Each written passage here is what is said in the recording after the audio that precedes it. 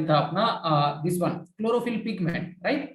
सो ये सारा चीज होने के बाद, ये सारा चीज प्रेजेंट होने के बाद एक प्रोसेस होता है प्लांट के ऊपर, that is called as your photosynthesis. Okay, photosynthesis is the process of preparation of food and that is done by plant only, right. Okay, so many of you might not be aware about this one. Again I am telling you people this कि जून का जो है, जून के महीने पे हमारा 11th का syllabus complete होगा, रिवीजन। ओके, 12th का सिलेबस जुलाई में कंप्लीट करेंगे, complete crash course. Okay, and अगस्त में अपना full test, sorry part test, full test जो भी है, अलॉन्ग विद दैट उसका सॉल्यूशन डिस्कशन रहेगा। ओके ओके, सो या ये क्वेश्चन को हम लोग बाद में भी दे सकते हैं because we don't have much time now, इसको भी छोड़ दो अभी, ठीक है। या इसी को देख लेते हैं, historical perspective, historical event according to the photosynthesis. Photosynthesis क्या है ये सबको पता है। फोटोसिंथेसिस में प्लांट अपना रॉ मटेरियल को यूज करता है और फूड प्रिपेयर करता है, राइट। बट ये फोटोसिंथेसिस प्रोसेस को बताने के लिए, रेस्पिरेशन प्रोसेस, फोटोसिंथेसिस प्रोसेस को बताने के लिए प्लांट के ऊपर बहुत सारे साइंटिस्ट ने एक्सपेरिमेंट किया था और उन्होंने अलग अलग चीज बताया, उन्होंने अलग अलग चीज बताया। उसी एक्सपेरिमेंटल व्यू को एक बार डिस्कस करेंगे और डायरेक्टली हम लोग अंदर घुसेंगे, ठीक है। सबसे पहले अगर बात किया जाए तो सबसे पहले वैन हेलमोंट आए थे, लेकिन वैन हेलमोंट का नाम तो यहाँ पे दिया ही नहीं है। ओके, जिसका नाम दिया है जोसेफ प्रेस्ली। उन्होंने कहा था, उन्होंने एक एक्सपेरिमेंट कंडक्ट किया था, जिस एक्सपेरिमेंट में उन्होंने कैंडल को लिया था और कैंडल के साथ एक प्लांट को ले लिया और जार कवर कर दिया उसके ऊपर, and after that he concluded that जब तक कैंडल जल रहा था ये प्लांट उतना टाइम तक सरवाइव कर रहा था और प्लांट नॉर्मल भी था। इट मींस कैंडल से जो रिलीज हो रहा था कार्बन डाइऑक्साइड, उसी कार्बन डाइऑक्साइड को यूज करके प्लांट अपना फूड प्रिपेयर कर रहा था। ओके, सो यहां से जोसेफ ने एक कंक्लूजन दिया था कि प्लांट अपने आप को रिस्टोर करता है by taking in air. Air को अपने अंदर लेने के बाद, एयर को अपने अंदर लेने के बाद वो रिस्टोर करता है अपने आप को बाय प्रिपेयरिंग फूड, प्रिपेयर करता है फूड और अपने आप को रिस्टोर करता है, according to Joseph Priestley. Okay, Jan Ingenhousz ने बताया था कि जो प्लांट होता है, प्लांट के लिए, राइट, प्लांट के लिए फोटोसिंथेसिस और फूड प्रिपेयर करने के लिए लाइट जरूरी है। According to this particular person, light is very much required or very much necessary for the plant to perform photosynthesis. Again, उनके बाद फिर अलग अलग साइंटिस्ट आए थे उनके बाद, जैसे कि सेक्स ने बताया था कि ग्रीन प्लांट के केस में जो प्रोड्यूस होता है, फूड प्रोड्यूस होता है, that produced food is called as your glucose, ठीक है। सो ये सारा पॉइंट्स को याद रखो। कौन सा पॉइंट किसने दिया था? लाइट रिक्वायर्ड है ये बोला था अपना जेन इंगिनहुज ने, ओके, एंड सेक्स ने बताया था glucose is the product of the photosynthesis, okay, and this glucose is stored in the form of starch, in the form of starch, okay, ये बताया था अपना सेक्स ने। उसके बाद एंगलमैन ने आया था और एंगलमैन ने बोले थे कि okay, various wavelength of light है और उस वेवलेंथ ऑफ लाइट को प्लांट अलग अलग तरीके से यूज करता है, ठीक है। थोड़ा सा स्पीड अप करके मैं बताऊंगा, अगर कहीं पे नहीं समझ आ रहा है तो बोलो मुझे जल्दी से बताना, ठीक है। सो एगलमैन ने बताया था, उन्होंने एक्सपेरिमेंट किया था ग्रीन प्लांट को लेकर के, ग्रीन एल्गी को लेकर के, और देयर ही explained about spectrum of photosynthesis, spectrum of light, कौन सा वेवलेंथ ऑफ लाइट, कौन सा स्पेक्ट्रम ऑफ लाइट यूज होता है फोटोसिंथेसिस प्रोसेस के लिए, ओके। और उन्होंने अपने एक्सपेरिमेंट में एल्गी को लेकर के एक्सपेरिमेंट किया था, and he got that blue रे एंड रेड रे, ये दोनों रे ऐसा रे है जहां पे फोटोसिंथेसिस अच्छे से परफॉर्म होता है। This was told by this one, अपना क्या नाम उनका, एगलमैन ने बताया था, ओके।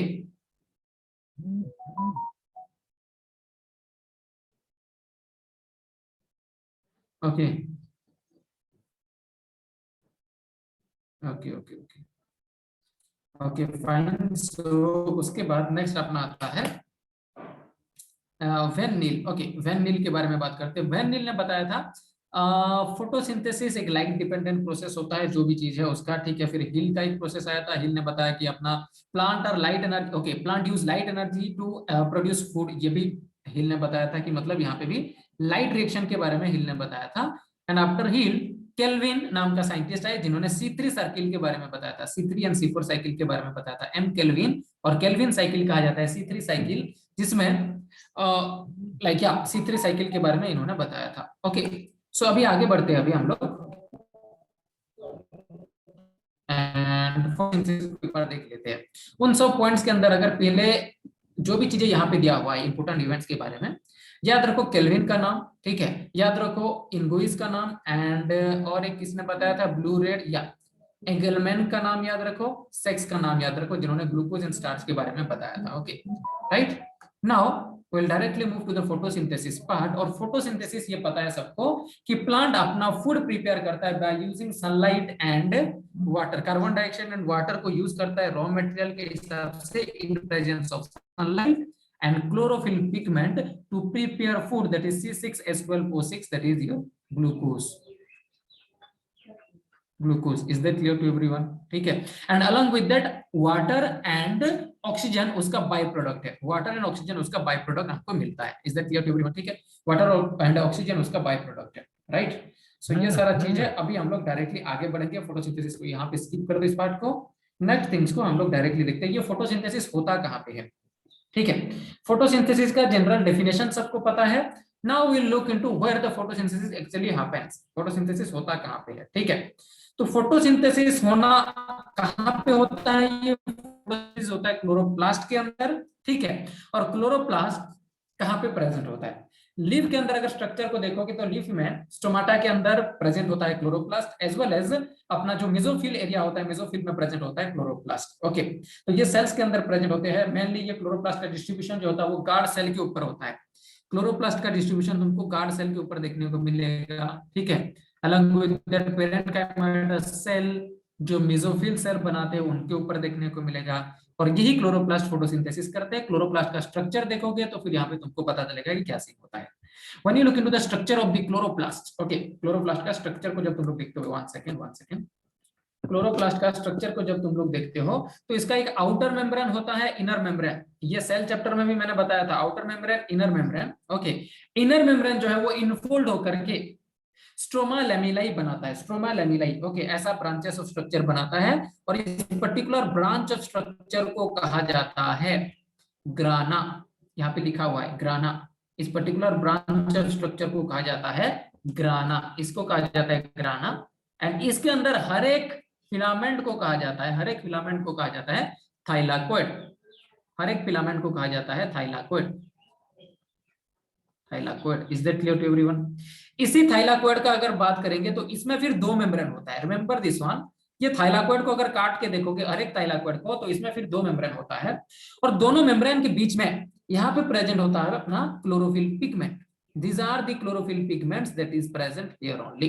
इसी थाइलाकोइड के अंदर यहाँ पे प्रेजेंट होता है अपना क्लोरोफिल पिगमेंट, क्लोरोफिल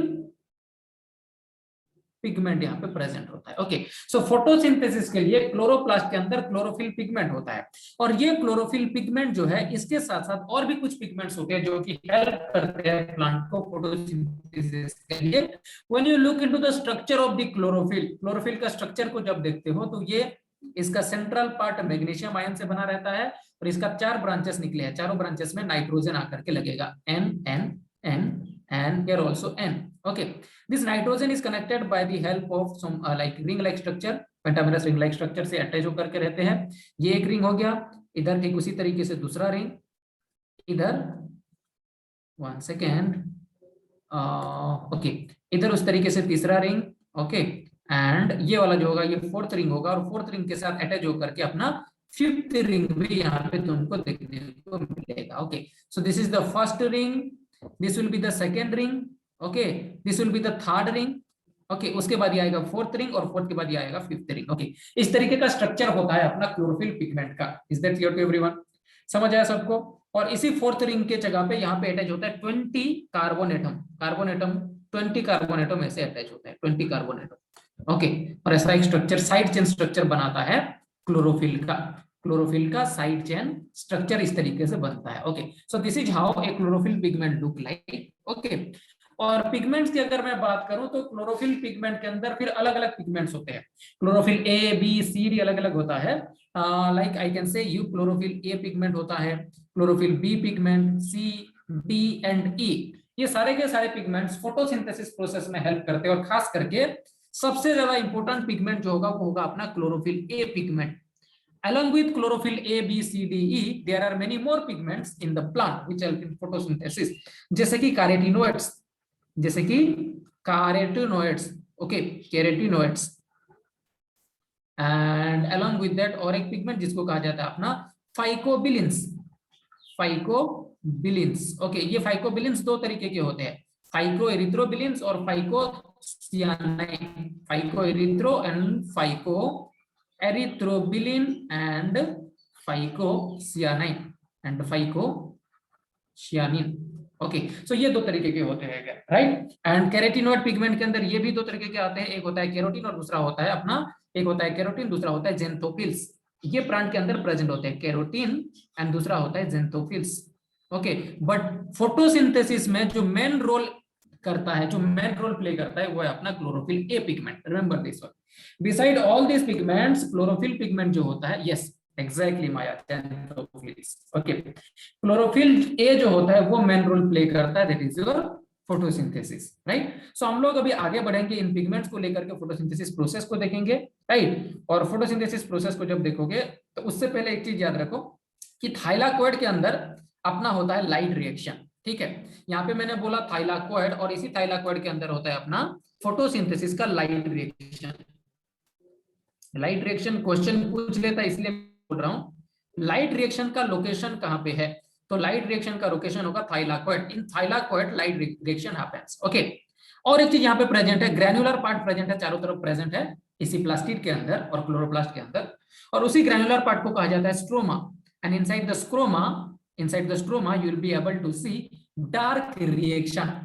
ये डार्क रिएक्शन होता है, इसका मतलब ये नहीं कि सनलाइट के एब्सेंस में होगा, ये डार्क रिएक्शन मतलब इसका अलग मीनिंग है, मैं बताऊंगा, ठीक है। डार्क रिएक्शन होता है स्ट्रोमा के अंदर, डार्क रिएक्शन होता है स्ट्रोमा के अंदर, is that clear to everyone, ठीक है। डार्क रिएक्शन होता है स्ट्रोमा के अंदर, ओके। और वो जो C3 साइकिल वाला मैंने बात किया था, C3 साइकिल और केल्विन साइकिल भी होता है इसी स्ट्रोमा के अंदर। Remember this one, question has been asked many times कि डार्क रिएक्शन का लोकेशन क्या है, लाइट रिएक्शन का लोकेशन क्या है, ओके। और इसी लाइट रिएक्शन के अंदर तुमको फॉस्फोरिलेशन भी देखने को मिलेगा, फॉस्फोरिलेशन देखने को मिलेगा, दैट इज साइक्लिक फॉस्फोरिलेशन हो सकता है, नॉन साइक्लिक फॉस्फोरिलेशन हो सकता है, लेकिन यहाँ पे फोटो फॉस्फोरिलेशन तुमको देखने को मिलेगा लाइट रिएक्शन में, थाइलाकोइड के अंदर photophosphorylation, photophosphorylation, is that clear to everyone, this is seen here, ठीक है। फोटो फॉस्फोरिलेशन देखने को मिलता है। ये फोटोफॉस्फोरिलेशन दो तरीके के होते हैं, cyclic photophosphorylation, non cyclic photophosphorylation. एक होता है साइक्लिक, दूसरा होता है नॉन साइक्लिक, ठीक है। एक होता है साइक्लिक, दूसरा होता है नॉन साइक्लिक। ये साइक्लिक क्यों कहलाता है और ये नॉन साइक्लिक क्यों कहलाता है, उसके बारे में हम लोग डिटेल्स देखेंगे, ओके। सो थाइलाकोइड के अंदर लाइट रिएक्शन और फोटोफॉस्फोरिलेशन होगा, दैट कैन बी साइक्लिक और non cyclic, okay. Along with that photophosphorylation के टाइम पे, फोटोफॉस्फोरिलेशन के टाइम पे तुमको देखने को मिलेगा फोटोसिस्टम, फोटोसिस्टम 1 एंड दूसरा फोटोसिस्टम है फोटोसिस्टम 2। दो फोटोसिस्टम है जो कि फोटोसिंथेसिस में हेल्प करते हैं। First one is your photosystem 1 and second one is your photosystem 2, okay. So ये सारा नाम याद रखो, थाइलाकोइड के अंदर light reaction, photophosphorylation, and stroma के अंदर dark reaction, that is C3 cycle होगा, ओके, राइट। क्लोरोफिल का लोकेशन जो होगा वो प्रेजेंट होगा स्ट्रोमा के अंदर, सॉरी या थाइलाकोइड के अंदर पिगमेंट्स के हिसाब से ये प्रेजेंट रहेगा, ओके। डिफरेंट पिगमेंट प्रेजेंट होते हैं क्लोरोफिल ABCD के साथ साथ carotenoids, carotene and xanthophylls, phycobilins के अंदर phycoerythrin and phycocyanin, these are the pigments present in the chloroplast, okay. और प्लांट सेल के अंदर ये सारा पिगमेंट्स प्रेजेंट होता है, ओके। समझ आया सबको, okay. Next is your pigments and photosynthesis rate बोल रहा है यहाँ पे। सो पिगमेंट्स के बारे में मैंने बोला कि क्या क्या पिगमेंट रहते हैं। Now we will look into the photosynthetic rate. Photosynthetic rate, okay. When you look into the photosynthetic rate, तो photosynthetic rate में तुमको दो चीज के बारे में बात करना है, क्या क्या, एब्जॉर्प्शन स्पेक्ट्रम और दूसरा होता है अपना एक्शन स्पेक्ट्रम। दो स्पेक्ट्रम होता है, एक होता है एब्जॉर्प्शन स्पेक्ट्रम और दूसरा होता है, एक होगा अपना एब्जॉर्प्शन, ध्यान से सुनो बात को, क्या मैंने बोला, एक होता है एब्जॉर्प्शन स्पेक्ट्रम, मतलब लाइट का कौन सा स्पेक्ट्रम को प्लांट एब्जॉर्ब करता है उसको कहा जाएगा absorption spectrum, is that clear to everyone. और लाइट का कौन सा स्पेक्ट्रम को प्लांट यूज करता है फोटोसिंथेसिस के लिए, that will be called as your action spectrum, action spectrum, action spectrum मतलब जहां पे फोटोसिंथेसिस ज्यादा रेट में होगा उसको कहा जाएगा एक्शन स्पेक्ट्रम। और एब्जॉर्प्शन स्पेक्ट्रम मतलब लाइट का कौन सा रिएक्शन, कौन सा स्पेक्ट्रम को एब्जर्व करता है plant, that will be your absorption spectrum. ठीक है, सो एब्जॉर्प्शन स्पेक्ट्रम को अगर देखा जाए तो यहाँ पे देखो वेवलेंथ है 400, 500, 600 एंड 700 वेवलेंथ ऐसे यहाँ पे प्रेजेंट है। एंड हियर इन बिटवीन यहाँ कहीं पे, यहीं कहीं पे होगा 680 वेवलेंथ, 680 वेवलेंथ। ओके, ये 680 वेवलेंथ को कहा जाता है शॉर्टर वेवलेंथ, एंड जो 700 वेवलेंथ है उसको कहा जाता है longer wavelength, longer wavelength. Is that clear to everyone? इसको कहा जाता है लॉन्गर वेवलेंथ। ठीक है, फोटोसिंथेसिस जब भी होता है शॉर्टर वेवलेंथ में भी होता है एंड लॉन्गर वेवलेंथ में भी होता है, दोनों केस में फोटोसिंथेसिस होता है, रिमेंबर दिस वन। बट अगर मैं फोटोसिंथेसिस की बात करूं, ठीक है, तो फोटोसिंथेसिस जब होता है light absorb and photosynthesis rate, यहाँ पे बात क्या है देखो, जब लाइट एब्जॉर्ब की बात किया जाए तो लाइट का एब्जॉर्प्शन दो जगह पे होता है। ठीक है, विबग्योर को अगर मैं यहाँ पे प्लेस कर दूं, विबग्योर को V, one second, V I B G Y, sorry VIBGYOR ना, VIBGYOR, let me erase this one, V I B G I VIBGYOR, V I B G Y O and R VIBGYOR, right. So VIBGYOR में अगर बात करो तो जो light का absorption capacity होता है क्लोरोफिल पिगमेंट और जो भी पिगमेंट होते हैं प्लांट के अंदर, वो कौन सा स्पेक्ट्रम को एब्जॉर्ब करते हैं। रिमेंबर दिस वन, इस फेज में देख सकते हो क्लोरोफिल ए का जो है ना, जो जो क्लोरोफिल ए का, बी का, या फिर कैरोटीनॉइड्स का जो भी यहाँ पे ग्राफ गया हुआ है, वो ग्राफ यहाँ पे थोड़ा सा राइज किया है। किस रीजन पे राइज किया है?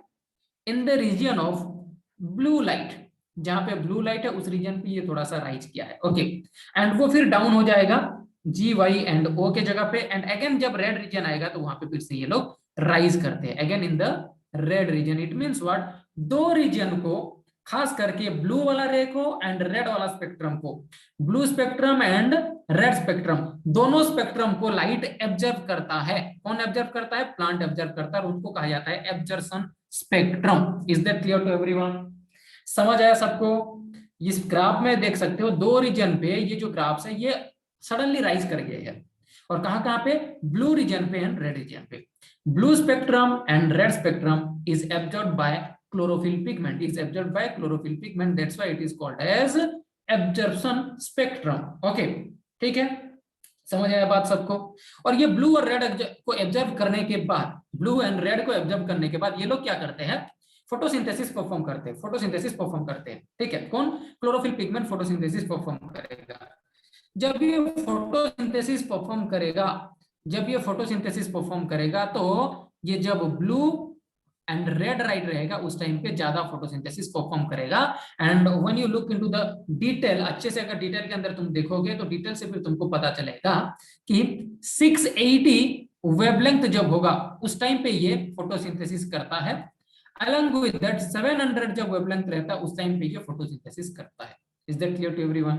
ठीक है, सो लाइट एनर्जी को यूज करके, लाइट एनर्जी को और स्पेक्ट्रम को यूज करके, वन सेकेंड, स्पेक्ट्रम को यूज करके, स्पेक्ट्रम को यूज करके, ठीक है, वहां से ऑक्सीजन निकाला जाता है, ऑक्सीजन यील्ड किया जाता है by the help of photosynthesis process. Oxygen yield किया जाता है by the help of photosynthesis process, और इसी चीज को कहा जाता है क्वांटम यील्ड। यहाँ पे जो ऑक्सीजन यील्ड हुआ ना, ऑक्सीजन का जो प्रोडक्शन हुआ by using the spectrum of light, spectrum of light, spectrum को यूज करके जो ऑक्सीजन का यील्ड किया गया, इसी को कहा जाता है अपना quantum yield. Remember this one, इसको कहा जाता है quantum yield. Is that clear to everyone?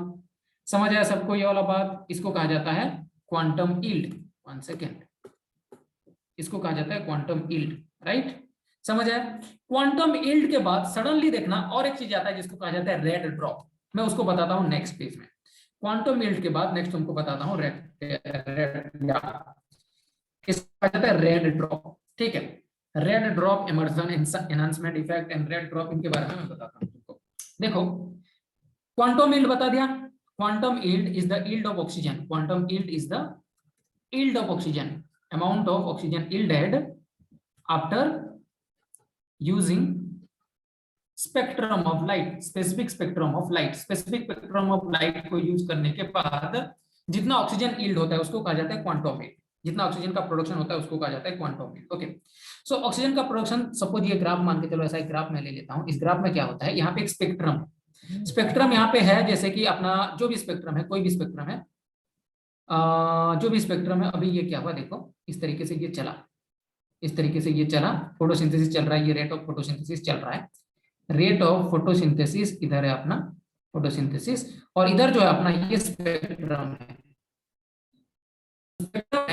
Continuously चलता गया। इधर अपना 680 वेवलेंथ है और इधर अपना 700 वेवलेंथ है। ओके, तो ये यील्डिंग चलता रहा, ठीक है, फोटोसिंथेसिस का प्रोसेस ऐसे कंटिन्यू होता गया, बीच में थोड़ा सा डाउन हो गया, लेकिन जब फिर 680 आया तो वहां पे इसका प्रोडक्शन अच्छा रहा, और 700 के और 680 के बाद, 680 के बाद स्लाइटली ये फिर सडनली डाउन कर जाएगा, ठीक है। और इसी रीजन पे अपना विवियोर का रेड कलर रहता है, विवियोर का रेड कलर रहता है, और रेड कलर जहां पे होता है वहां पे फोटोसिंथेसिस हाई होता है, फोटोसिंथेसिस हाई होता है।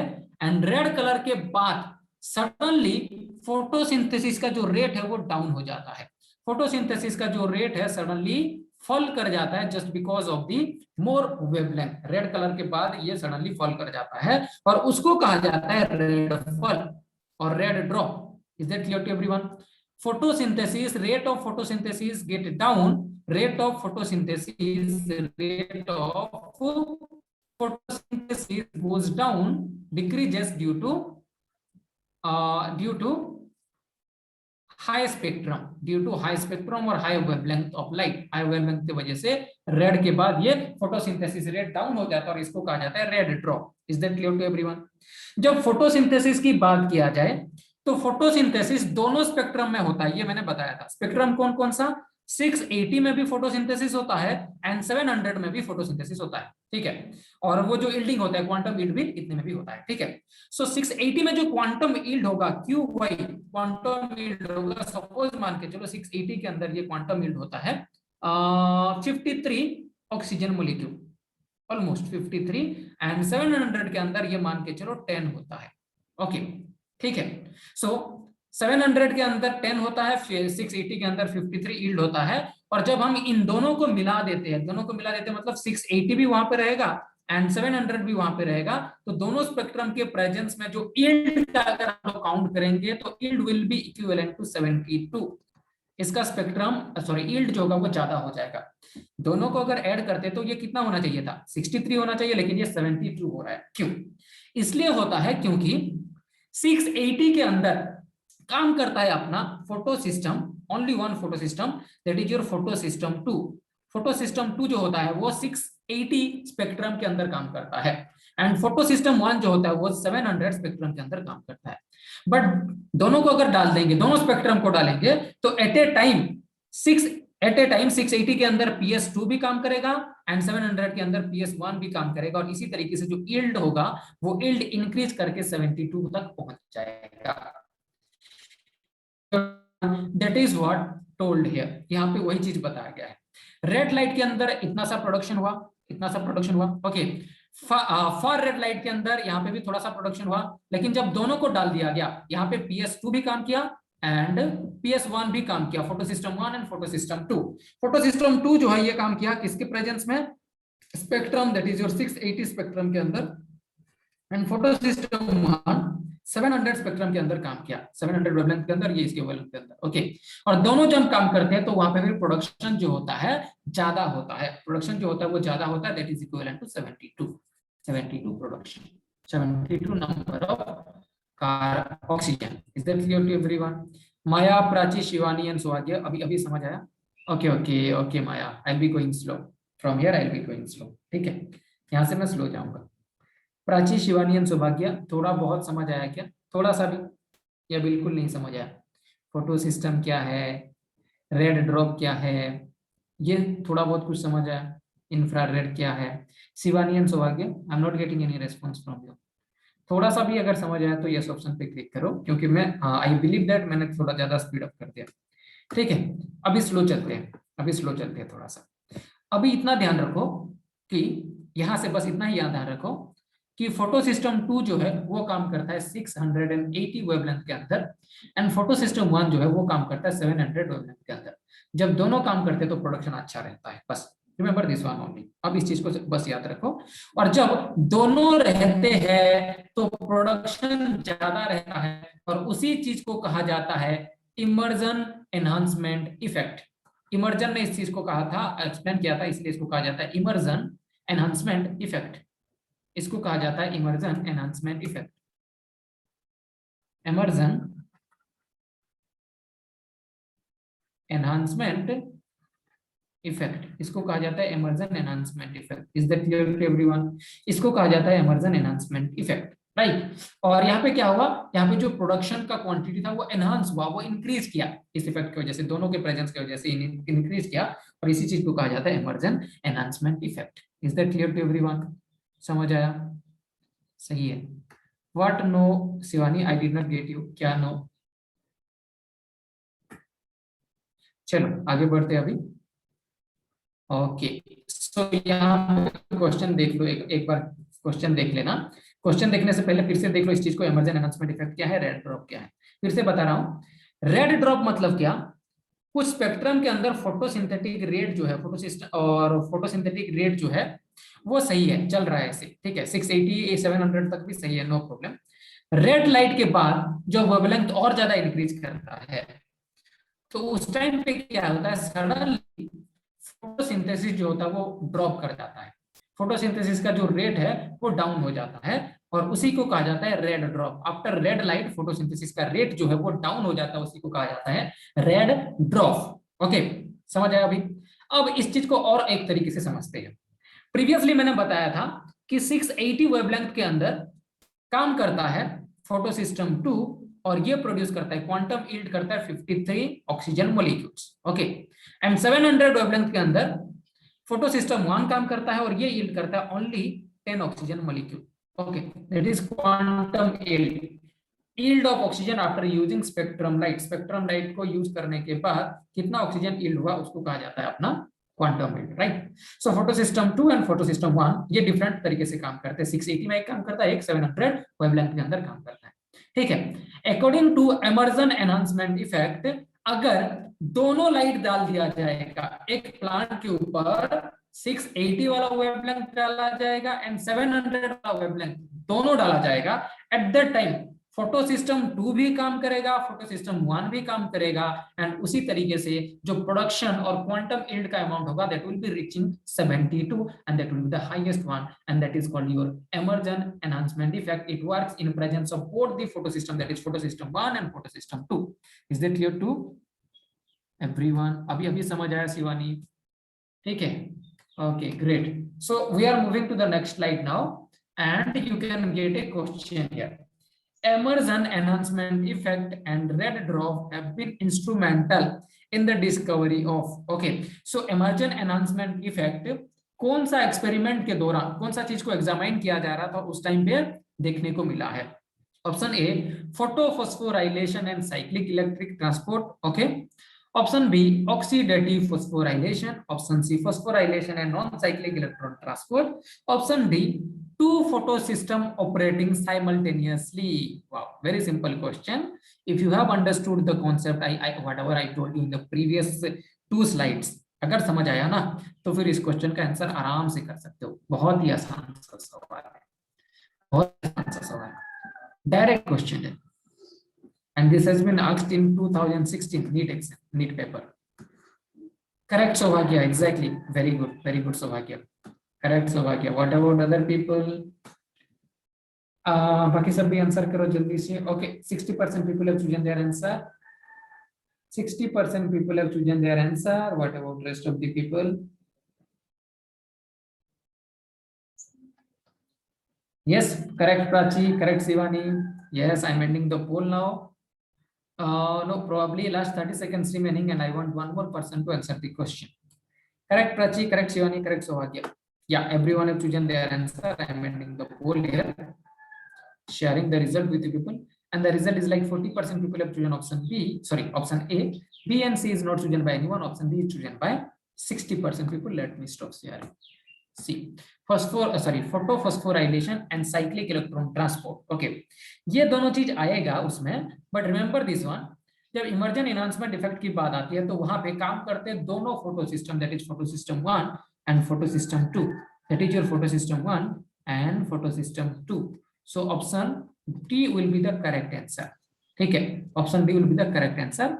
इसमें फोटोफॉस्फोराइलेशन है, साइक्लिक इलेक्ट्रॉन ट्रांसपोर्ट क्या है, ठीक है, ये फोटो सिस्टम 1 और 2 जो मैंने बोला ये किस तरीके से काम करते हैं, वो सारा चीज मैं तुमको नेक्स्ट स्लाइड में बताऊंगा, वो सारा चीज मैं तुमको नेक्स्ट स्लाइड में बताऊंगा, ठीक है। तो लाइट रिएक्शन के अंदर मैं तुमको वही चीज बताता हूँ, फोटोफॉस्फोराइलेशन के बारे में और फोटो सिस्टम के बारे में, ठीक है। तो या फोटो सिस्टम, दो फोटो सिस्टम के बारे में मैं एक्सप्लेन करता हूं, उसके बाद हम लोग नॉन साइक्लिक फोटोफॉस्फोरिलेशन को पढ़ेंगे, ठीक है। सो साइक्लिक, ये लाइट रिएक्शन के अंदर मैं तुमको बताता हूं वो सारा चीज, ठीक है। What happen in light reaction, photon नाम का एक चीज आकर के गिरता है किसके ऊपर, क्लोरोफिल पिगमेंट्स के ऊपर, और ये फोटोन क्या है, photon are nothing but the light energy, this is nothing but the light energy. In light reaction, light is used to produce energy, to synthesize food material or to produce energy. Okay, so what will be happening in light reaction? Photon नाम का एक चीज आकर के गिरेगा, and what is photon? Photon is nothing but your light. Okay, जब ये light आकर के गिरता है, किसके ऊपर ये गिरेगा, आकर के गिरेगा सेंट्रल क्लोरोफिल पिगमेंट के ऊपर, सेंट्रल क्लोरोफिल पिगमेंट के ऊपर, that is your chlorophyll A, ये सेंट्रल क्लोरोफिल पिगमेंट है। ओके, रिएक्शन सेंटर भी कहा जाता है उसको, और सेंट्रल क्लोरोफिल पिगमेंट भी कहा जाता है इसको, इसको रिएक्शन सेंटर भी कहा जाता है, मेन रिएक्शन यहाँ पे होता है, इसको रिएक्शन सेंटर कहा जाता है, ठीक है, राइट। और इसके चारों तरफ प्रेजेंट होते हैं, इसके चारों तरफ प्रेजेंट होते हैं अपने और बाकी सारे पिगमेंट्स, ये क्लोरोफिल पिगमेंट है और इसके चारों तरफ बाकी सारे पिगमेंट्स इससे प्रेजेंट होते हैं, नो प्रॉब्लम। एडिशनल पिगमेंट्स यहाँ पे इस तरीके से प्रेजेंट होते हैं। Is that clear to everyone? These are additional pigment, other pigments. Other pigments, अभी मैं थोड़ा सा स्लो बताऊंगा तो समझने की कोशिश करो चीजों को, ठीक है। अभी ये जो कॉम्प्लेक्स अभी बन गया other pigment and reaction centre को मिला करके, इस कॉम्प्लेक्स को कहा जाएगा, कंप्लीट कॉम्प्लेक्स को कहा जाएगा एंटेना कॉम्प्लेक्स, इसको कहा जाएगा antenna complex, remember this one, इसको क्या कहा जाएगा, antenna complex. Here also you can see, okay, ये रिएक्शन सेंटर है और रिएक्शन सेंटर को ये पूरा कॉम्प्लेक्स को अगर मिला देंगे तो ये बन जाएगा लाइट हार्वेस्टिंग कॉम्प्लेक्स और एंटेना कॉम्प्लेक्स, इसको लाइट हार्वेस्टिंग कॉम्प्लेक्स और एंटेना कॉम्प्लेक्स भी कहा जाता है, ओके, ठीक है। बाकी सारे के सारे पिगमेंट जो है ये अदर पिगमेंट और एसेसरी पिगमेंट्स कहलाते हैं, एसेसरी पिगमेंट कहलाते हैं, ओके। ओके, अभी ध्यान से सुनो बात को मैं जो बता रहा हूं, ठीक है, एकदम ध्यान से सुनना। फोटोन आकर के गिरेगा किसके ऊपर, फोटोन आकर के गिरेगा इसी क्लोरोफिल पिगमेंट के ऊपर, फोटोन आकर के गिरा इस क्लोरोफिल पिगमेंट के ऊपर, राइट। जब फोटोन आकर के गिरता है तो ये क्लोरोफिल पिगमेंट एक्साइटेड हो जाता है, और एक्साइटेड होने के बाद ये कुछ एनर्जी गेन करता है, और एनर्जी गेन करके ये रिलीज करता है 2 इलेक्ट्रॉन। क्या ये रिलीज करेगा, ये रिलीज करेगा 2 electron, this will be releasing 1 electron, 2 electron molecule. Chlorophyll A will be releasing 2 electron molecules, okay, 2 electron को ये रिलीज कर देगा, ठीक है, ठीक है। 2 इलेक्ट्रॉन को जब ये रिलीज करता है, is that clear to everyone, जब ये 2 इलेक्ट्रॉन को एक्सेप्ट करने के लिए प्लांट के अंदर एक सिस्टम होगा जिसको कहा जाएगा प्राइमरी इलेक्ट्रॉन एक्सेप्टर, पीईए, इसको कहा जाएगा primary electron acceptor, primary electron acceptor, जो कि रिलीज इलेक्ट्रॉन को एक्सेप्ट करेगा। वो इलेक्ट्रॉन कहां से रिलीज हुआ है, क्लोरोफिल ए पिगमेंट से रिलीज हुआ है, just because of the influence of photon और लाइट, लाइट के इन्फ्लुएंस की वजह से, लाइट के स्टिमुलेशन की वजह से 2 इलेक्ट्रॉन रिलीज हुआ, उसको एक्सेप्ट करेगा प्राइमरी इलेक्ट्रॉन एक्सेप्टर, उसको एक्सेप्ट करेगा primary electron acceptor. Is that clear to everyone, ठीक है। This will be happening in your photosystem. ये सारा चीज जो हो रहा है ये किसके अंदर हो रहा है, ये फोटो सिस्टम है अपना, ये टोटल चीजें जो हो रहा है ये कहां पे हो रहा है, ये हो रहा है फोटो सिस्टम के अंदर, ये हो रहा है फोटो सिस्टम के अंदर। That can be photo system 1 और फोटो सिस्टम 2, दोनों के केस में होगा, फोटो सिस्टम 1 के केस में होगा या फिर फोटो सिस्टम 2 के केस में, दोनों के केस में सेम तरीके से होगा, नो प्रॉब्लम, दोनों के केस में सेम तरीके से होगा। Only difference between photosystem 1 and photosystem 2 is that photosystem 1 only accept, जो फोटोन को एक्सेप्ट करता है वो 680 वेवलेंथ वाला फोटोन होना चाहिए, इसका फोटोन ऐसा होना चाहिए बस, ठीक है। और दूसरे वाले के केस में जो फोटोन को ये एक्सेप्ट करेगा वो होगा, वो वेवलेंथ होगा 700 वेवलेंथ वाला फोटोन को ये एक्सेप्ट करेगा। Only difference between photosystem 1 and photosystem 2 is that one. Is that clear to everyone? अभी समझ आया सबको? ठीक है, बस इतना डिफरेंस है दोनों के बीच में। अभी क्या होगा देखो कि फोटो सिस्टम 1 और फोटो सिस्टम 2 के अंदर क्या क्या चीज होता है, किस तरीके से ये रिएक्शन चलता है एंड एनी अदर थिंग्स, वो सब चीज चलेंगे। ठीक है, कुछ केसेस में क्या होता है, सपोज मान के चलो मैं इसको एक्सपेरिमेंटली करने को कोशिश किया, और यहाँ पे ये प्राइमरी एक्सेप्टर नहीं है। प्लांट के अंदर प्राइमरी एक्सेप्टर होता है, लेकिन मैं जब एक्सपेरिमेंट करता हूं तो प्राइमरी एक्सेप्टर यहाँ पे नहीं दूंगा।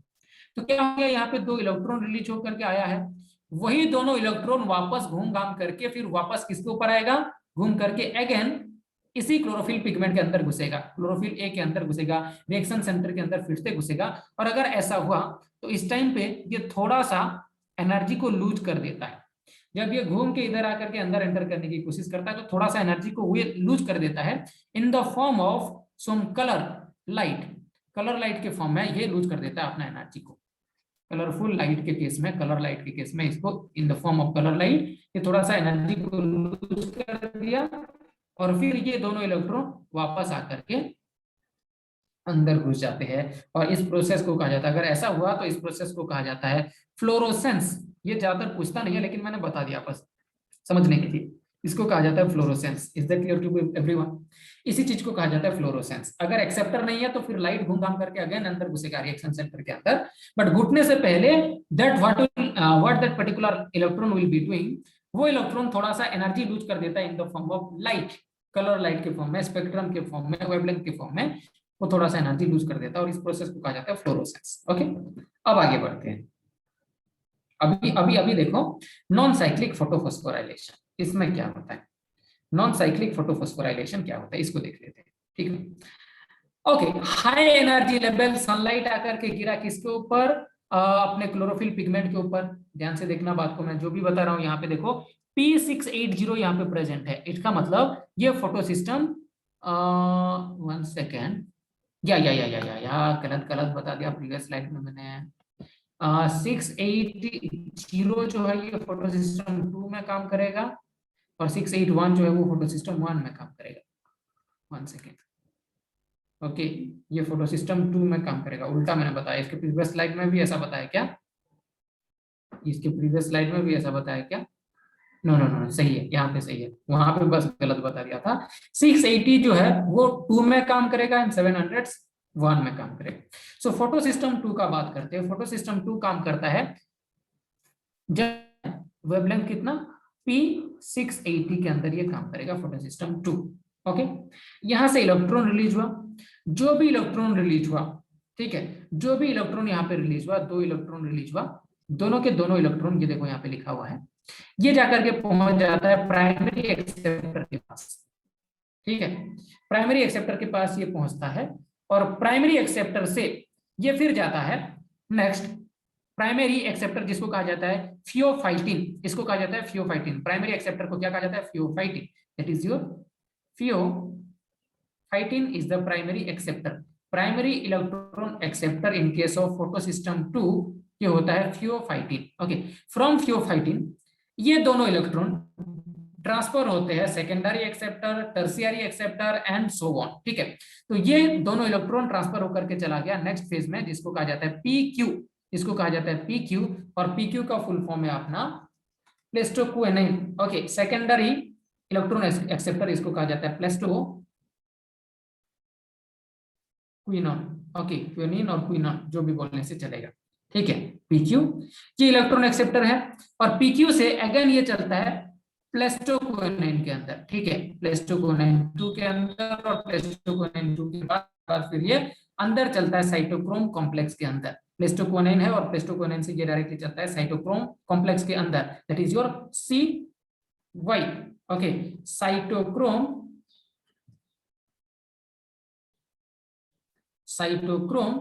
कॉम्प्लेक्स, साइटोक्रोम कॉम्प्लेक्स के अंदर ये इलेक्ट्रॉन चला जाता है। देखो मैंने क्या बोला, ध्यान से सुनो बात को, मैं फिर से बोल रहा हूं। जो 2 इलेक्ट्रॉन यहां से रिलीज हुए थे, कहां से? क्लोरोफिल पिगमेंट से, वो चले गए प्राइमरी एक्सेप्टर के पास। प्राइमरी एक्सेप्टर से चले फियोफाइटिन से प्लास्टोक्वानाइन और प्लास्टोक्वानाइन से साइटोक्रोम कॉम्प्लेक्स के अंदर। साइटोक्रोम कॉम्प्लेक्स एक इलेक्ट्रॉन एक्सेप्टर है।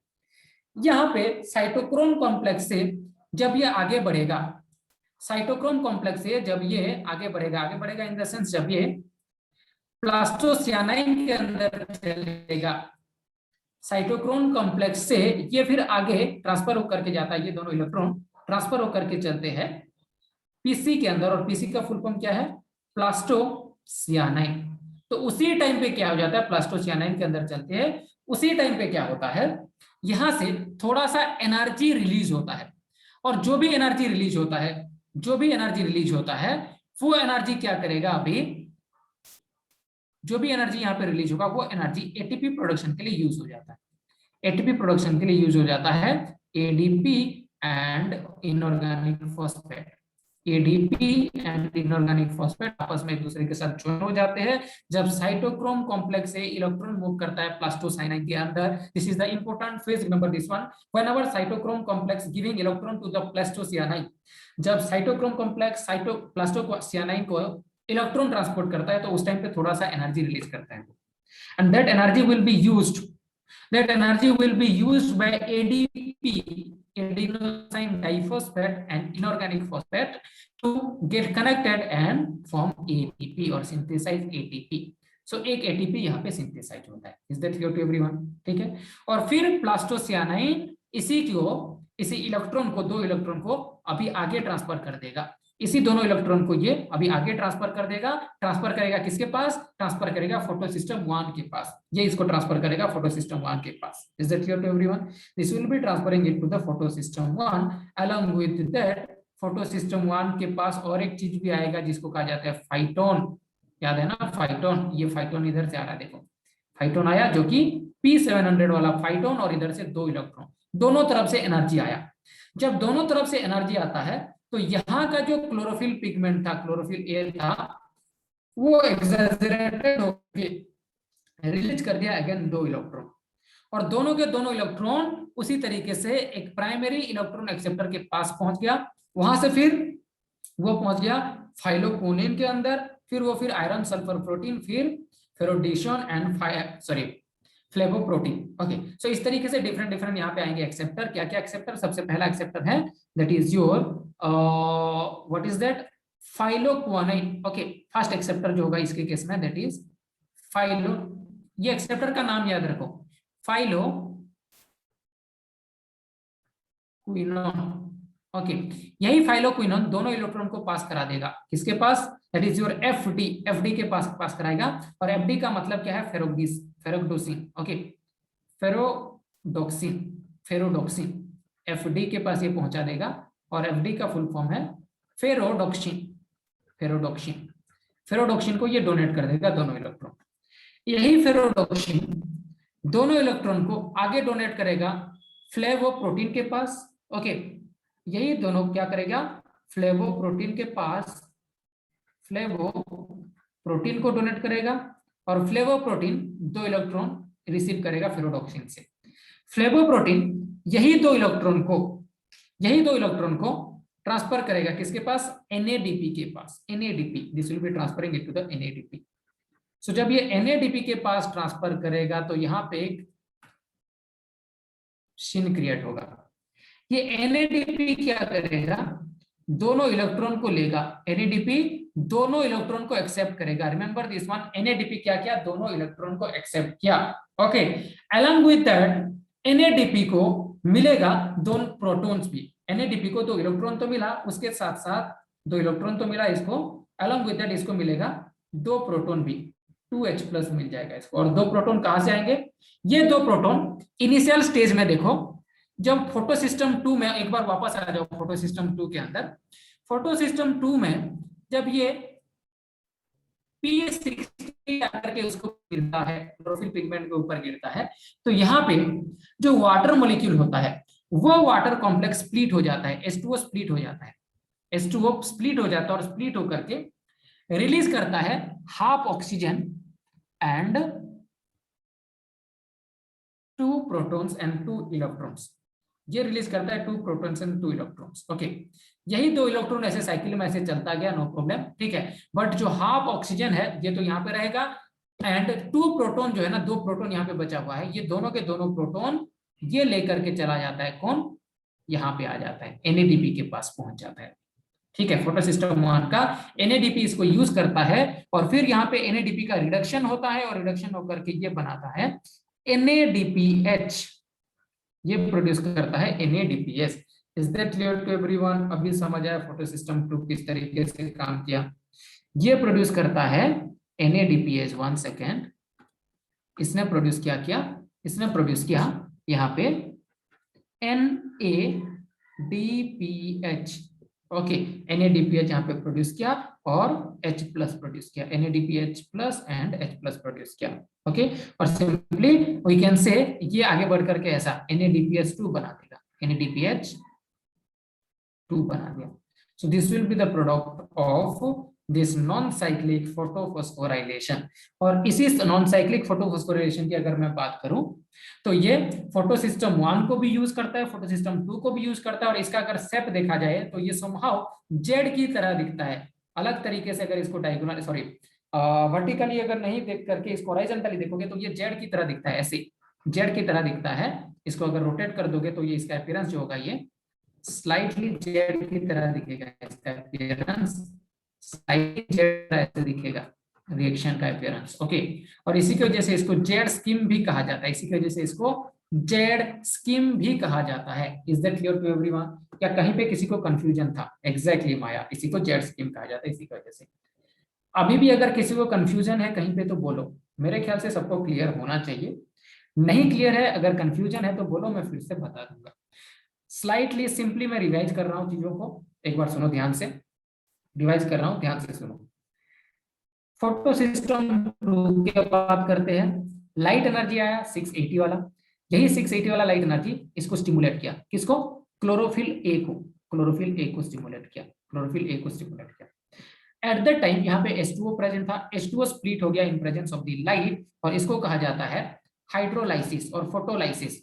लाइट की वजह से यहाँ पे वाटर स्प्लिट हुआ ना, इसी की वजह से इसको कहा जाता है फोटोलाइसिस। लाइट की वजह से वाटर स्प्लिट हुआ, यहाँ पे 2 इलेक्ट्रॉन रिलीज किया और 2 प्रोटॉन रिलीज किया, 2 इलेक्ट्रॉन और 2 प्रोटॉन रिलीज किया, ठीक है, मॉलिक्यूल रिलीज किया, ओके। 2 प्रोटॉन यहाँ पे रख दो इसको, अभी 2 प्रोटॉन इसको रख देते हैं यहाँ पे। जो भी 2 इलेक्ट्रॉन यहाँ से रिलीज हुआ वाटर मॉलिक्यूल के स्प्लिट होने की वजह से, फोटोलाइसिस की वजह से, वही दोनों इलेक्ट्रॉन पास होकर के चला जाता है प्राइमरी इलेक्ट्रॉन एक्सेप्टर के पास, प्राइमरी इलेक्ट्रॉन एक्सेप्टर के पास पहुंच गया। प्राइमरी इलेक्ट्रॉन एक्सेप्टर से secondary electron acceptor, that is your plastoquinone, plastoquinone से इसको फिर एक्सेप्ट करेगा, प्लास्टोक्विनिन ए होता है, एक्सेप्ट करता है, प्लास्टोक्विनिन ए के बाद प्लास्टोक्विनिन बी आएगा, एंड प्लास्टोक्विनिन बी से एक्सेप्ट करता है फिर इसको साइटोक्रोम कॉम्प्लेक्स, और साइटोक्रोम बी कॉम्प्लेक्स भी बोलते हैं इसको, ओके। सो प्लास्टोक्विनिन से इलेक्ट्रॉन को एक्सेप्ट करेगा कौन? इलेक्ट्रॉन को एक्सेप्ट करेगा साइटोक्रोम, दोनों इलेक्ट्रॉन को एक्सेप्ट करेगा। और जब ये दोनों इलेक्ट्रॉन साइटोक्रोम कॉम्प्लेक्स से लेकर के होकर के प्लास्टोसियानाइन के अंदर पास होते हैं, at that time this 2 electron they will be releasing some energy, कुछ एनर्जी रिलीज करते हैं, जो कि इनऑर्गेनिक फॉस्फेट एंड एडीपी को ज्वाइन करने में हेल्प करता है, एंड फ्रॉम देयर एक एटीपी मॉलिक्यूल सिंथेसाइज हो जाता है, and from there only cytochrome से प्लास्टोसियानाइन के अंदर आने से उसी टाइम पे उसी रास्ते में एटीपी सिंथेसाइज हो जाता है, 1 एटीपी मॉलिक्यूल सिंथेसाइज होता है, okay. Now from plastocyanin, now this will be moving to the photosystem 1, ये फोटोसिस्टम 1 के अंदर चला जाएगा, और फोटोसिस्टम 1 को 2 इलेक्ट्रॉन तो मिला, एनर्जी के हिसाब से 2 इलेक्ट्रॉन तो मिला, along with that इसको 2 इलेक्ट्रॉन के साथ साथ P700 वाला फोटोन भी मिल गया, लाइट भी मिल गया, P700 वाला फोटोन और लाइट भी मिल गया, ठीक है। अब PS1 जो है ना, इसको ये क्या करेगा? इलेक्ट्रॉन को पास कराएगा, किसके पास? ये PS1 है, फोटो सिस्टम 1 है, इसने इलेक्ट्रॉन को रिलीज किया, रिलीज किया हुआ इलेक्ट्रॉन जो है वो पहुंच गया प्राइमरी इलेक्ट्रॉन एक्सेप्टर के पास, प्राइमरी इलेक्ट्रॉन एक्सेप्टर दे दिया इसको फाइलोक्विनिन के अंदर, फाइलोक्विनिन दोनों इलेक्ट्रॉन को पास करा दिया फेरोडोक्सिन के अंदर, और फेरोडोक्सिन दोनों इलेक्ट्रॉन को पास करा दिया फ्लेवोप्रोटीन के अंदर, फ्लेवोप्रोटीन दोनों इलेक्ट्रॉन को पास किया NADP के पास, NADP दोनों इलेक्ट्रॉन को एक्सेप्ट किया, Along with that NADP को 2 प्रोटॉन भी अभी चाहिए था, तो 2 प्रोटॉन वो मांग लिया। कहां से मांगा? फोटो सिस्टम 2 का टाइम पे। देखो फोटो सिस्टम 2 में जब फोटोलाइसिस हुआ था तो उस टाइम पे दो प्रोटॉन यहाँ पे बने हुए थे, 2 H प्लस आयन 2 प्रोटॉन यहाँ पे बने हुए थे। दोनों प्रोटॉन अभी आ जाएंगे कहां पे? दोनों के दोनों प्रोटॉन अभी मूव करके आ जाते हैं किसके पास? NADP के पास। तो 2 प्रोटॉन इधर से आ गए फोटो सिस्टम 2 से, और 2 इलेक्ट्रॉन इसी जेड साइकिल के जेड स्ट्रीम की मदद से आ गए यहाँ पे। तो 2 इलेक्ट्रॉन 2 प्रोटॉन को यूज करके फिर ये NADP रिड्यूस होता है, और रिड्यूस होकर के बनता है NADPS2। ये रिड्यूस होता है, रिड्यूस होकर के बनता है NADPS2, एंड इसी चीज को कहा जाता है non cyclic photophosphorylation. Non cyclic photophosphorylation क्यों कहा गया नॉन साइक्लिक फोटोफॉस्फोराइलेशन? क्योंकि यहाँ पे सिंथेसाइज हुआ NADPH का, फॉस्फेट का, ठीक है, फॉस्फेट का रिलीज यहाँ पे एक सिंथेसाइज हुआ, फॉस्फेट का, एक फॉस्फेट का यहाँ पे सिंथेसाइज हुआ, और ये किसके प्रेजेंस में हुआ? फोटो के प्रेजेंस में, लाइट के प्रेजेंस में हुआ। ये सारा चीज जो है ये लाइट के प्रेजेंस में हुआ, इसलिए इसको फोटोफॉस्फोराइलेशन कहा जाता है। नॉन साइक्लिक इसलिए कहा गया क्योंकि जो इलेक्ट्रॉन यहाँ से रिलीज हुए थे वो इलेक्ट्रॉन वापस इसके पास नहीं आए। जहां पे एक डायरेक्शन में वो लोग गए थे उसी डायरेक्शन में ही चलते गए, वापस इसके पास नहीं आए। अगर वापस इसके पास आते तो वो साइक्लिक हो जाता, वापस नहीं आया, इसीलिए इसको कहा गया non cyclic photophosphorylation. Is that clear to everyone? समझ आया?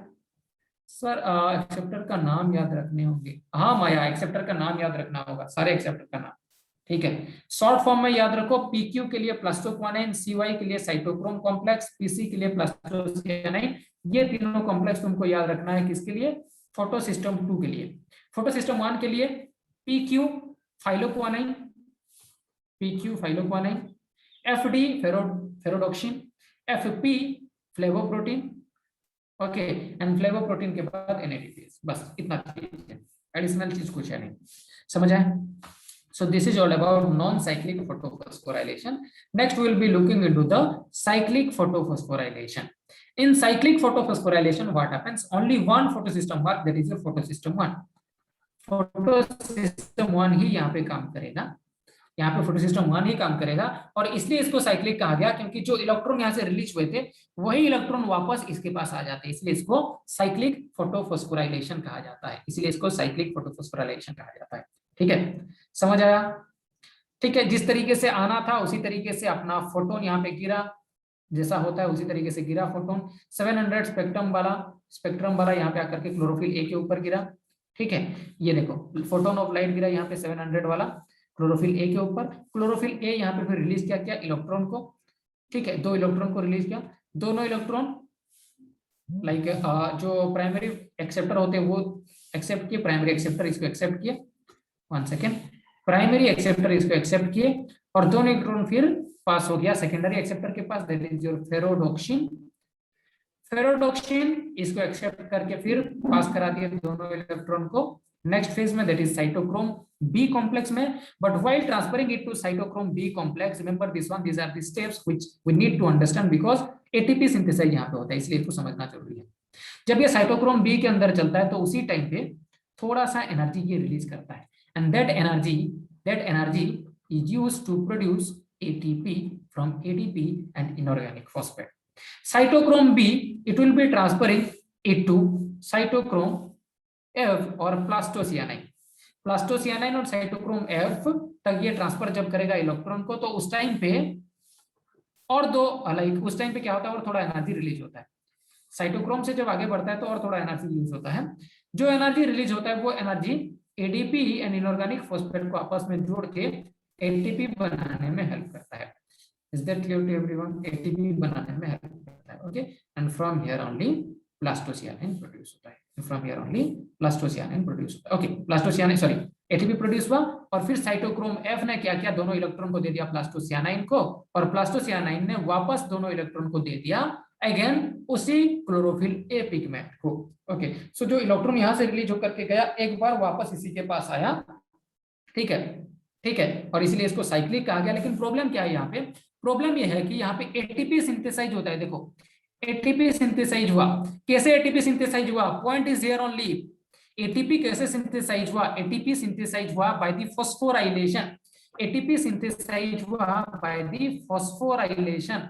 Phosphorylation means addition of phosphate, inorganic phosphate to ADP. ADP के साथ phosphate जो अटैच हुआ उसको कहा जाता है phosphorylation. तो यहाँ पे एक phosphorylation हुआ और यहाँ पे दूसरा phosphorylation हुआ, दूसरा phosphorylation यहाँ पे हुआ. तो दो phosphorylation हुआ in presence of the sunlight. ये जो यहाँ पे लाइट गिरा है इस सनलाइट की वजह से, ये लाइट की वजह से ये phosphorylation यहाँ पे हुआ, इसीलिए इसको कहा गया लाइट के लिए फोटो वर्ड को यूज किया गया है, उसके बाद phosphorylation. So photophosphorylation. Is that clear to everyone? This is called your photophosphorylation and this is called as cyclic photophosphorylation. I hope why it is called as cyclic photophosphorylation everybody understood that. समझ आया सबको? तो yes option पे जल्दी से click करो. Everyone click on yes option अगर समझ आया तो.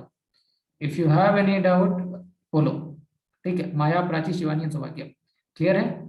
ठीक है, अगर क्लियर नहीं है किसी को तो मुझे बोलो, मेरे ख्याल से सबको समझ आना चाहिए. Okay Maya, I am explaining again, no problem. Coming back to the point, first initial point.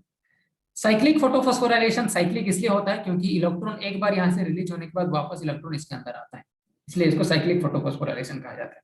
जो इलेक्ट्रॉन रिलीज हुआ तो वापस इसके पास आया साइकिल कंप्लीट करके, इसलिए cyclic photophosphorylation. Okay, cyclic photophosphorylation के अंदर फोटो सिस्टम 1 काम करता है जो कि ओनली P700 के अंदर काम करता है, P700 के अंदर. ओके, सो इसके अंदर जो क्लोरोफिल ए पिगमेंट होगा वो लाइट का और फोटोन का P700 को एक्सेप्ट करेगा.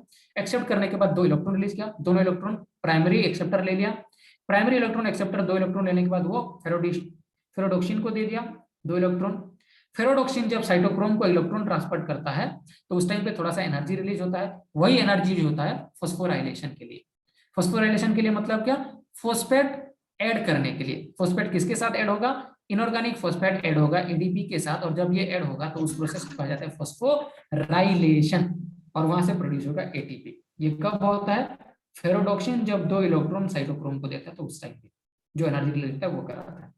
Again cytochrome B will give 2 electron to cytochrome F. ठीक है, जब ये साइटोक्रोम बी साइटोक्रोम F को 2 इलेक्ट्रॉन देता है तो उस टाइम पे भी थोड़ा सा एनर्जी रिलीज होता है, और वही energy ADP and phosphate inorganic phosphate को एक दूसरे के साथ अटैच होने के लिए हेल्प करता है. That is also called as your phosphorylation. Phosphorylation is the attachment of inorganic phosphate to the ADP molecule. Okay, और उसके बाद वहां से सिंथेसाइज होगा ATP adenosine triphosphate. This is called as your phosphorylation. यहाँ एक फॉस्फोराइलेशन हुआ, यहाँ पे 2 फॉस्फोराइलेशन हुआ, सेकंड फॉस्फोराइलेशन. साइटोक्रोम F अभी दोनों इलेक्ट्रॉन को प्लास्टोसियानिन को दिया, प्लास्टोसियानिन वापस PS1 कॉम्प्लेक्स को दे दिया, PS1 कॉम्प्लेक्स को दे दिया दोनों इलेक्ट्रॉन. राइट, ठीक है. इस टोटल प्रोसेस में फॉस्फोराइलेशन होता है इन प्रेजेंस ऑफ द लाइट, इसीलिए इसको कहा गया फोटोफॉस्फोराइलेशन. और ये साइक्लिक हुआ क्योंकि जो इलेक्ट्रॉन रिलीज हुआ था वो इलेक्ट्रॉन वापस इसके पास आया, इसी की वजह से. अभी क्लियर है? समझ आया? नॉन साइक्लिक में फाइलोक्वानाइन था बट यहाँ पे साइक्लिक में नहीं है. सॉरी, नॉन साइक्लिक में phylloquinone, not exactly like that. You can keep phylloquinone here also, no problem. ठीक है, सौभाग्य यहाँ पे भी तुम फाइलोक्वानाइन को रख सकते हो, नो प्रॉब्लम. फेरोडोक्सिन के पहले यहाँ पे फाइलोक्वानाइन होना चाहिए ना. तुम्हारा मानना यही है कि फाइलोक्वानाइन यहाँ पे आना चाहिए, फाइलोक्वानाइन यहाँ पे आना चाहिए. ठीक है, कोई इशू नहीं है, फाइलोक्वानाइन यहाँ पे डाल दो. ठीक है, अगर यहाँ पे डायग्राम में नहीं दिया है तो यहाँ पे मैं रख दिया, कोई इशू नहीं है. ठीक है, नो प्रॉब्लम. समझ आया? So this is how the second cycle, or that is your photophosphorylation, cyclic photophosphorylation happens. I hope this concept is clear to everyone. ठीक है, ओके. चलो यहाँ पे एक क्वेश्चन है सब लोगों के लिए. Which of the following is not a product of light reaction of photosynthesis? Okay, चलो देखते हैं कितने लोगों को इसका आंसर आता है. ATP, NADPH, NADH and option D is your oxygen. NEET 2018 में ये क्वेश्चन आया था. मैं इसके लिए एमसीक्यू पोल लॉन्च करता हूं, जल्दी से आंसर कर दो. इनमें से कौन सा चीज प्रोड्यूस नहीं होता है लाइट फोटोसिंथेसिस प्रोसेस में? ठीक है, ATP, NADH, NADPH and oxygen. ठीक है, I got one answer so far. Very good Saubhagya, exactly that will be the answer.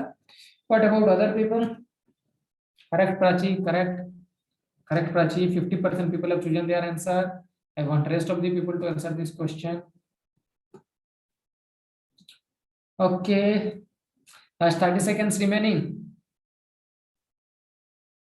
Okay, Last 20 seconds remaining and everyone has answered. I am ending the poll here. Sharing the result with the people and the result is like no one has chosen option A, 75% people have chosen option B, 25% लोगों ने C को choose किया, D किसी ने भी choose नहीं किया. Okay. So ATP synthesise हुआ, फॉस्फोराइलेशन ये तो बता दिया मैंने.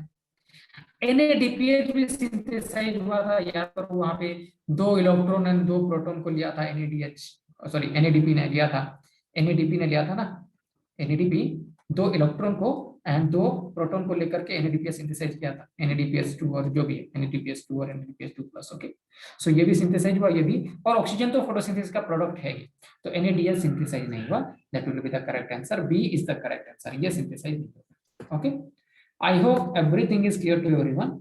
नेक्स्ट क्लास में हम लोग केमो ऑस्मोटिक हाइपोथेसिस के बारे में बात करेंगे. Plastoquinone, plastocyanin, cytochrome b complex, photosystem 1 and photosystem 2, इन सब के बारे में हम लोग दोनों को मिला करके पढ़ेंगे केमो ऑस्मोटिक हाइपोथेसिस के अंदर. एंड वो नेक्स्ट क्लास में करेंगे हम लोग. और नेक्स्ट क्लास में डार्क रिएक्शन के बारे में, केल्विन साइकिल के बारे में भी बात करेंगे. ओके, सो टुमारो उसके बारे में बात करेंगे. For today this much only. Thank you so much everyone for attending the class with so patience. Okay, teacher NPS poll में लॉन्च करता हूं, उसमें करो voting, फिर you people can leave. Okay, Shivani, if you have any doubt related to anything, you can ask in chat box. Okay, you people can ask me in chat box. किसी को अगर कुछ doubt है तो.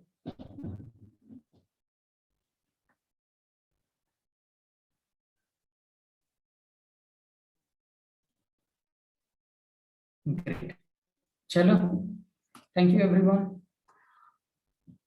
Your homework will be try to solve the questions. Try to solve the module questions. Okay. इस chapter का module question solve करना कोशिश करो. कुछ डाउट है तो बोलो.